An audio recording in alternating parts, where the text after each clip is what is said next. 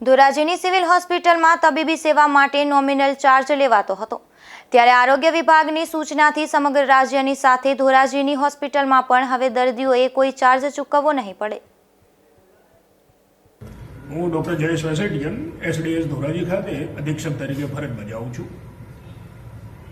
શું કહેશો સાહેબ, કન્સલ્ટિંગ ચાર્જ ફ્રી કરીએ?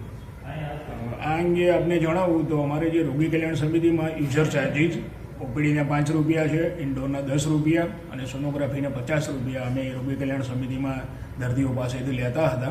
પરંતુ સરકારશ્રીની અમને સૂચના મળે આરોગ્ય કમિશનરશ્રી તરફથી ઓપીડી ચાર્જીસ, ઇન્ડોરની યુએસડી ચાર્જીસ અમે સંપૂર્ણપણે બંધ કરી દીધેલ છે. દર્દીઓનો સંપૂર્ણ સારવાર મફત આપીએ છીએ. સાહેબ, ક્યાં ક્યાં ડૉક્ટરો હાજર હોય છે?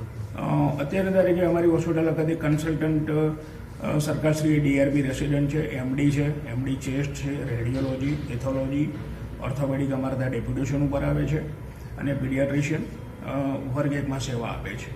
ક્લાસ 2ની પણ તમામ જગ્યાઓ હાલની તારીખે ભરાયેલી છે.